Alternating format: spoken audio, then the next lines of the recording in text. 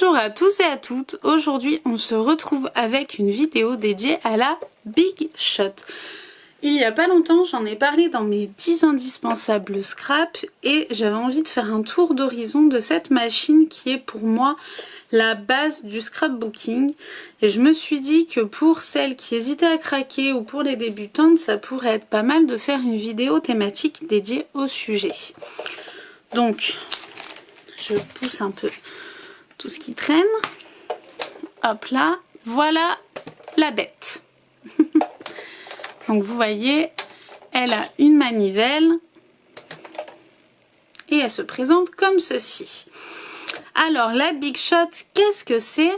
C'est une machine de découpe. Vous voyez, la mienne est manuelle, elle existe en électrique. Bon, honnêtement, la manuelle suffit largement. Elle existe en 3 tailles. Vous avez la petite, la moyenne, qui est celle-ci, et un format A4. Honnêtement, la mienne suffit largement. Même des fois, avoir une petite en plus peut être pas mal pour les tout petits détails. Ça évite de sortir cette machine qui pèse son poids quand même. Et surtout, voilà, c'est pas le même budget, forcément, vu la taille. Moi, c'est une 6X. Big Shot, c'est 6X. Après, il existe d'autres machines de découpe de plusieurs marques. Vous avez des We Are Makers, je crois que c'est qui. Il y a même Action qui en fait une que je n'ai pas testée. Enfin voilà, vous en trouvez différentes marques de scrap. Sur tous les sites de scrapbooking, vous aurez une machine de découpe. Donc elle se présente comme ceci. Je vous sors les plaques. Vous voyez, mes plaques ont du vécu. Donc voilà, ça se présente comme ceci. Vous avez les instructions pour faire votre sandwich, comme on appelle ça. Et donc vous choisissez ensuite vos matrices et vous pouvez découper. Donc une matrice, c'est quoi? Je vais vous montrer tout ça. Une matrice, tout simplement, c'est ceci. C'est une petite forme en métal. Vous voyez, j'en ai plusieurs. Dont vous vous servez pour faire une découpe à la machine. Donc il y a cette possibilité. Et on va aussi parler de l'embossage. Vous voyez, avec ce genre de petite plaque qui va venir gaufrer le papier. Donc je vais vous faire une démonstration des deux, hein, pour celles qui ne savent pas. Et donc en fait, pour réaliser ces découpes, il vous faut donc des plaques. Ici, c'est ce qu'on appelle le sandwich standard. Donc ces plaques sont avec la machine. Voilà, vous avez ces plaques-là avec la machine.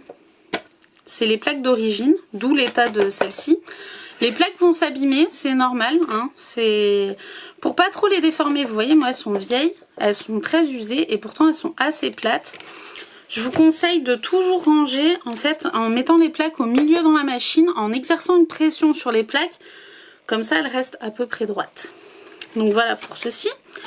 Vous avez différentes plaques qu'on trouve dans le commerce. Par exemple, moi j'ai investi pour les petits détails dans la base aimantée. Donc tout simplement elle est magnétique et forcément les dies en fer se collent dessus. C'est très bien pour les petits détails parce que du coup le papier ne bouge pas. Donc je l'utilise pas mal. J'ai racheté ces plaques de découpe qui sont exactement les mêmes que celles-ci à paillettes, mais j'ai pas encore eu cœur de les abîmer, donc elles sont encore emballées. Et j'avais acheté ce tapis aussi qui remplace la plaque de chez Craftelier. Donc je l'ai utilisé, hein, même si on dirait pas trop. Alors je l'utilise quand je veux vraiment pas de marque sur mon papier, parce qu'en fait quand les plaques sont vieilles, il arrive que du coup le papier soit marqué à l'arrivée.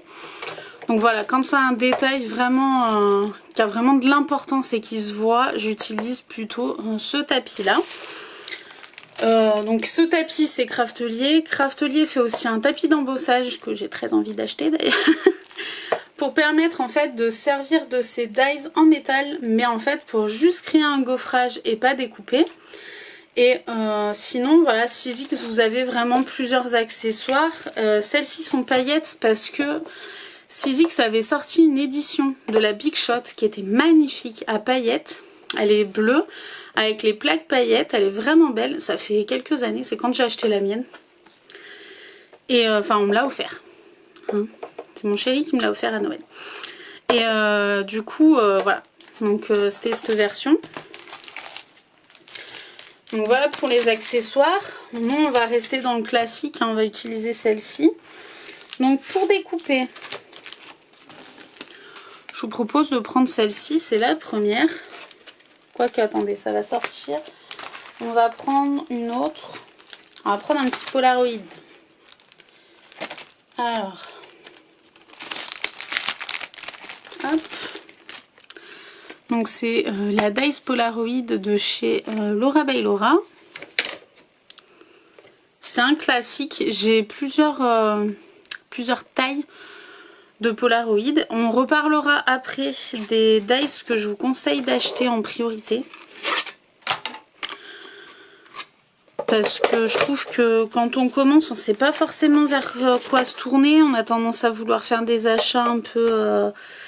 Enfin voilà, on a un nouveau joujou, on a envie de plein de dies, on en trouve facilement à Action, etc. Et je trouve qu'en fait, ça sert à rien de dépenser de l'argent inutilement. Donc je vais vous dire celle que je pense qui est important d'avoir en priorité et ou pas. Donc vous voyez, c'est très simple. Je l'ai mis dans mon sandwich. Je tourne la manivelle en essayant de ne pas faire tomber la caméra, ce qui est un autre problème. J'enlève ma plaque du dessus. Et là, bon, j'ai fait n'importe quoi. Hein. J'ai pas cherché à être au bord du papier, c'était juste pour vous montrer. Et là, voilà, j'ai ma découpe qui peut me servir à faire ce que je veux par la suite. Donc vous voyez, il n'y a rien de plus simple pour ça. Je vais mettre là-bas et le gaufrage, ah ouais, c'est rien, c'est ma... Ça s'est fixé sur ma plaque magnétique. Et pour le gaufrage, voilà, j'en avais pris une petite.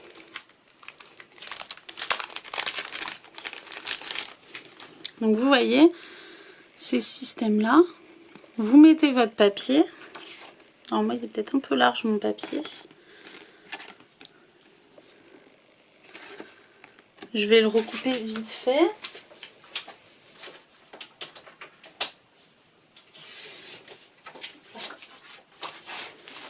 J'ai recoupé mon papier.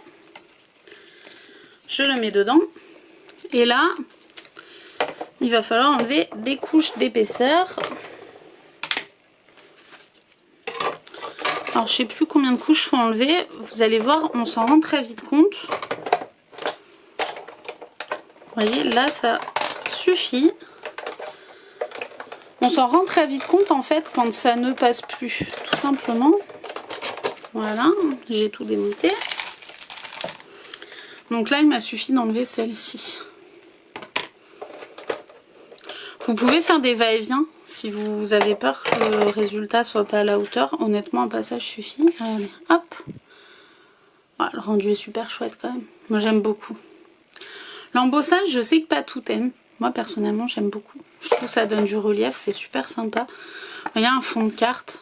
Puis là, elles sont toutes petites, hein, mais il en existe des très grosses, des plaques. D'ailleurs, c'est une Mintopia, celle-ci. Et Mintopia, maintenant, on fait des plus grandes. J'aimerais vous en montrer une, mais bien sûr, moi, j'ai des Laura by Laura. Vous voyez, Laura by Laura, par exemple, maintenant, elle en sort des très grandes. Donc voilà, il y en existe plein. À vous de voir selon vos besoins. Donc, on a fait le tour par rapport à la machine. Il n'y a pas spécialement d'entretien. Hein, un petit coup de chiffon pour dépoussiérer et basta. Hein. Voilà, les plaques, vous les changez. Mais alors, je vous dis, celle-là, c'est celle d'origine. Vous les changez si vraiment vos plaques ondulent et que vous n'y arrivez plus. Donc voilà, pour les stocker, moi je les serre bien comme ça à l'intérieur de ma machine. Déjà parce que c'est plus facilement transportable, tout tient. Et comme ça, en fait, il y a toujours une pression sur mes plaques et du coup, elles ne gondolent pas. Donc voilà pour la machine. Et du coup, pour les matrices,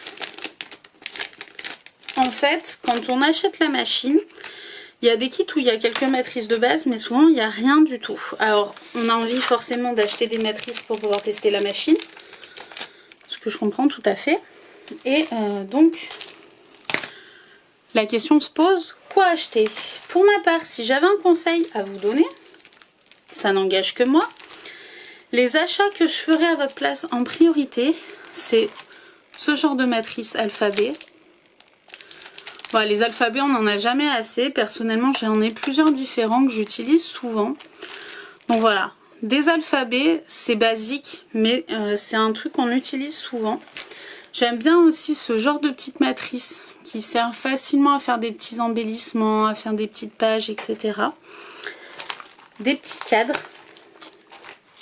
Et ensuite, donc vous voyez pareil pour le Polaroid, hein, c'est vraiment le b.a.-ba. Moi j'utilise en PL, j'utilise partout. Donc j'ai pas mal de petits cadres, je vous dis Polaroid, je l'ai en plusieurs tailles. Voilà, ça fait partie des basiques. Des petits mots aussi. Moi j'aime beaucoup les utiliser en Project Life et dans mes créations. Un petit mot par-ci par-là, je trouve ça donne du cachet tout de suite. Donc c'est vraiment basique. Et ensuite, ce genre de dies, des végétaux. On n'en a jamais assez. Des petites feuilles, des petites fleurs. Si vraiment vous voulez commencer et vous amuser, je vous conseille de vous jeter sur les fleurs et les petites feuilles. Ça rend super bien. Dans une autre vidéo, j'avais fait une petite découpe. Elle est encore sur mon bureau. J'ai pas rangé. Vous voyez ce genre de découpe là?